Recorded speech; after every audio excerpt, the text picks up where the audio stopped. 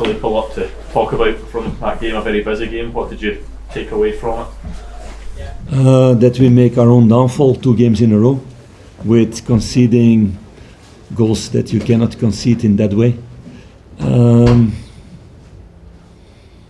Clearly not aggressive enough in those duels, and that's a weird thing. It's different players, individual mistakes in that way, who've been doing well last couple of weeks against really good opponents, showing that, and in these 2 games not, and then you chase the game in that way. What we did,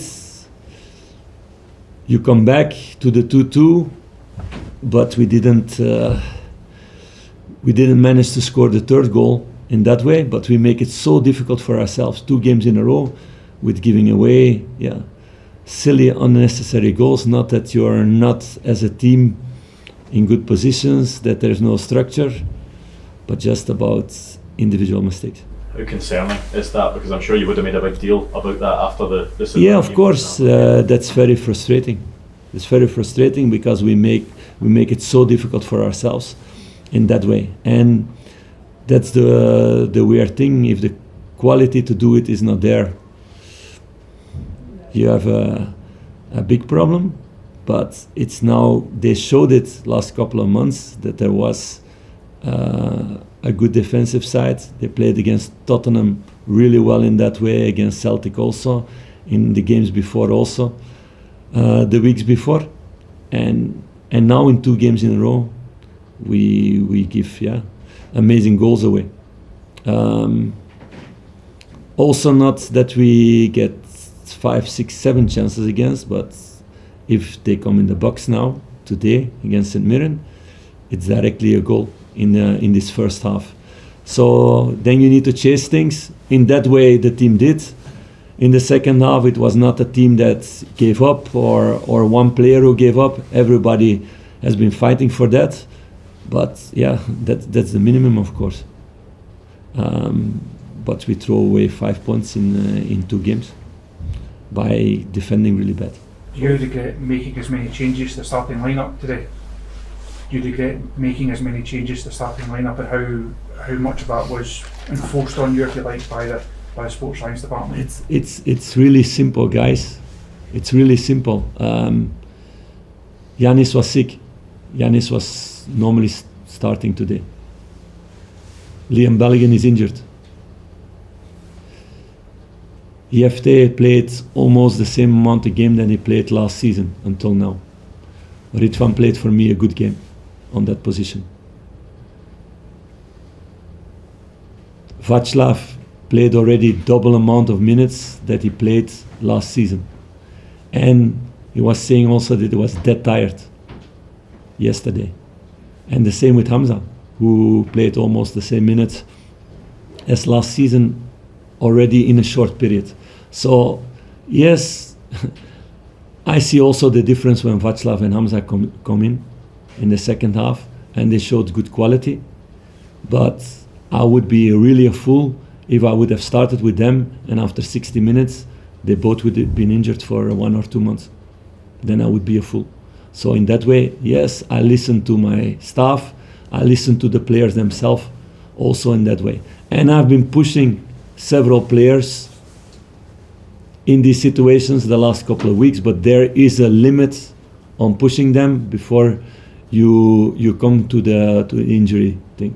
So John Sutter, you can say we've been pushing him until one moment, and then he get an injury also. So it's making these decisions together as a staff together, and also with the players. And we need, with this amount of game, more than 12, 13, 14 players. Otherwise you cannot reach your goals. So that's what you expect them from the other players to step in. When players tell you they're too tired, do you try and talk them into playing, or do you just accept it? No, we did that the last couple of weeks.